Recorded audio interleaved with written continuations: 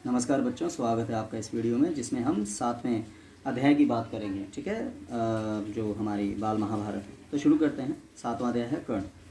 तो सारांश की बात करेंगे, पाठ पढ़ेंगे। तो पांडवों जी ने पहले कृपाचार्य जी से और बाद में द्रोणाचार्य जी से अस्त्र शस्त्र की शिक्षा ग्रहण की, क्योंकि इससे पहले जो था वो कुंती जी से जुड़ा हुआ, कह रहा हूँ भीम जी से जुड़ा हुआ अध्याय था। अब कर्ण पर है। तो पांडवों जी ने सबसे पहले कृपाचार्य जी से और बाद में द्रोणाचार्य जी से अस्त्र शस्त्र की शिक्षा ग्रहण की। विद्या में निपुणता प्राप्त करने के बाद सब ने अपने अपने कौशल का प्रदर्शन किया, टैलेंट का। ठीक है, तो करने के लिए एक बहुत बड़े समारोह का आयोजन करवाया अपने कौशल को दिखाने के लिए। इस समारोह को देखने के लिए नगर के सभी लोग आए थे। इस समारोह में कई तरह के खेलों का प्रदर्शन किया गया। सभी राजकुमारों में अपनी जीत की होड़ लगी थी, किंतु तीर चलाने में पांडुपुत्र अर्जुन का कोई मुकाबला न था। अर्जुन जी की धनुष विद्या का कमाल देखकर दर्शक दंग रह गए। दुर्योधन मन ही मन जलने लगे। तभी अधिरथ द्वारा पोषित कर्ण मतलब पालन, जो पोषण किया, मतलब जो कुंती पुत्र थे असल में, वहाँ उपस्थित हुए। कर्ण कुंती पुत्र हैं, यह बात किसी को मालूम नहीं थी। रंगभूमि में उन्होंने अपना रण कौशल दिखाने के लिए अर्जुन जी को ललकारा। तो बच्चों, उन्होंने रंगभूमि में अर्जुन जी को ललकारा। ठीक है, इस चुनौती को सुनकर दर्शक मंडली में खलबली मच गई, किंतु दुर्योधन जी मन ही मन खुश हुए और उन्होंने कर्ण का स्वागत किया तथा छाती से लगा लिया। उन्होंने कर्ण से पूछा, हम तुम्हारे लिए क्या कर सकते हैं? कर्ण ने बताया, मैं अर्जुन जी से द्वंद्व युद्ध और आपसे मित्रता करना चाहता हूँ। इधर कर्ण की चुनौती से अर्जुन ने तैश में आकर कहा, कर्ण, जो सभा में बिना बुलाए आते हैं वे निंदा के योग्य होते हैं। यह सुनकर कर्ण जी ने अर्जुन जी से कहा, अर्जुन जी, उत्सव में सभी प्रजाजन भाग ले सकते हैं। जब कर्ण जी ने अर्जुन जी को चुनौती दी तो दर्शकों ने तालियां बजाई। कुंती जी कर्ण को देखकर पहचान गई और वह भय और लज्जा से मूर्छित हो गई, मतलब बेहोश हो गई। इसी बीच कृपाचार्य जी ने उठकर कर्ण जी से कहा, अज्ञात वीर पांडुपुत्र अर्जुन तुम्हारे साथ युद्ध करने के लिए तैयार हैं, किंतु इससे पहले तुम्हें अपना परिचय देना होगा। कुल का परिचय पाए बिना राजकुमार कभी युद्ध नहीं करते। तो कृपाचार्य जी की इस बात को सुनकर कर्ण जी का सिर झुक गया। पास में खड़े दुर्योधन बोले, अगर बराबरी की बात है तो मैं आज से कर्ण को अंग देश का राजा बनाता हूँ, इसलिए उन्हें अंगराज कहा जाता है। तो यह कहकर दुर्योधन जी ने तुरंत पितामह भीष्म तथा पिता धृतराष्ट्र जी से अनुमति लेकर वहीं रंगभूमि में कर्ण जी को अंग देश का राजा घोषित कर दिया।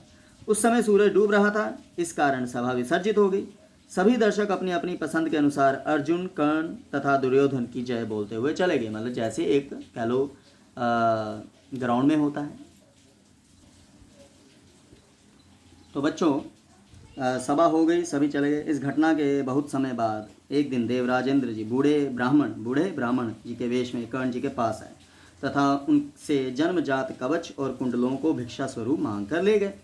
तो इंद्र जी को डर था कि भावी युद्ध में कर्ण जी की शक्ति से अर्जुन पर विपत्ति आ सकती है, अतः कर्ण जी की शक्ति को कम करने की इच्छा से उन्होंने यह भिक्षा मांगी। इधर सूर्य देव जी ने कर्ण जी को पहले से ही सचेत कर दिया था कि इंद्र तुम्हें धोखा देने के लिए ऐसी चाल चलने वाले हैं, क्योंकि वो सूर्यपुत्र भी थे, किंतु कर्ण तो महादानी थे। इस बात को जानते हुए भी कर्ण जी ने देवराजेंद्र को अपना जन्मजात कवच और कुंडल निकालकर भिक्षा में दे दिया। ठीक है, इसलिए उनकी दानवीरता की बात की जाती है। इस अद्भुत दानवीरता को देखकर इंद्र चकित हुए और प्रसन्न होकर बोले, मैं तुमसे बहुत प्रसन्न हूँ, तुम जो भी वरदान मांगना चाहो मांग लो। कर्ण जी ने देवराजेंद्र से कहा कि अगर आप मुझ पर प्रसन्न हैं तो शत्रुओं का संहार करने वाला शक्ति नामक शस्त्र मुझे प्रदान करें। इंद्र जी कर्ण जी को वह शस्त्र देते हुए बोले, युद्ध में तुम इसका प्रयोग सिर्फ एक बार ही कर सकते हो। तुम्हारे शत्रु को मारने के बाद वह हमारे पास पुनः वापस आ जाएगा। इतना कहकर इंद्र जी वहां से चले गए।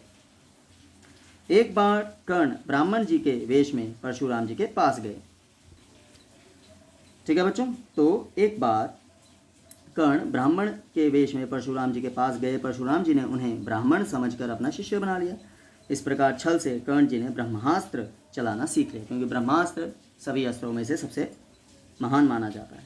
एक दिन परशुराम जी कर्ण की जांघ पर अपना सिर रखकर सो रहे थे। तभी एक काला भोरा कर्ण जी की जांघ के में घुसकर काटने लगा। कीड़े के काटने से कर्ण जी को बहुत पीड़ा हुई, किंतु गुरु जी की नींद भंग हो जाने के डर से उन्होंने जरा भी अपना पैर हिलाया नहीं। परशुराम जी का शरीर जब खून से भीगने लगा तब उनकी नींद खुली। देखिए बेटा, गुरु के लिए क्या कर गए वो। कर्ण जी की जांघ से मतलब जांघ, ये थाई जिसे कहते हैं, खून बहते देखकर परशुराम जी ने उनसे पूछा, यह बताओ कि तुम कौन हो। तब कर्ण जी अपनी बात छिपा न सके, उन्होंने बता दिया कि ब्राह्मण नहीं बल्कि सूत पुत्र। उन्होंने कहा मैं सूत पुत्र हूँ, अर्थात मतलब सारथी जी ने पाला था, है ना, यहाँ सूर्य जी को। तो यह सुनकर परशुराम जी क्रोध में आकर बोले कि तुम सूत पुत्र नहीं क्षत्रिय हो, तुमने धोखे से शिक्षा ग्रहण की है, अतः मैं तुम्हें श्राप देता हूँ। क्योंकि परशुराम जी को गुस्सा बहुत आता था कि श्राप देता हूँ कि अंत समय में वह शिक्षा तुम्हारे काम नहीं आएगी, तुम सही समय पर उसे भूल जाओगे और रणभूमि में तुम्हारे रथ का पहिया धंस जाएगा। तो कर्ण जी को जीवन भर अपने गुरु की दी हुई शिक्षा याद रही, पर कुरुक्षेत्र के मैदान में अर्जुन जी से युद्ध करते हुए कर्ण जी को वही याद नहीं रही। तो ये सब विधि का विधान है कहीं ना कहीं। ठीक है बच्चों। तो दुर्योधन जी के मित्र कर्ण ने अंत समय तक कौरवों का साथ दिया। कुरुक्षेत्र के युद्ध में भीष्म तथा आचार्य द्रोण के आहत हो जाने पर दुर्योधन जी ने कर्ण जी को सेनापति बनाया था। कर्ण जी ने 2 दिनों तक कुशलता के साथ युद्ध किया। अंत में गुरु जी के शापवश उनके रथ का पहिया जमीन में धंस गया। कर्ण जी अपना धनुष बाण रखकर पहिया निकालने लगे, तभी अर्जुन जी ने उस महारथी पर बाणों का प्रहार किया और वह मृत्यु को प्राप्त हुए। माता कुंती जी ने जब यह सुना तो वे बहुत दुखी हुई, क्योंकि उनके वो पुत्र थे और अंत में सभी को पता लग गया कि वो उनका ही भाई था। तो यह बच्चों 7वां अध्याय था, ठीक है, कर्ण जी से जुड़ा हुआ। तो अगले अध्याय में फिर मिलेंगे, तब तक के लिए धन्यवाद। कोई शंका हो तो ज़रूर पूछिएगा।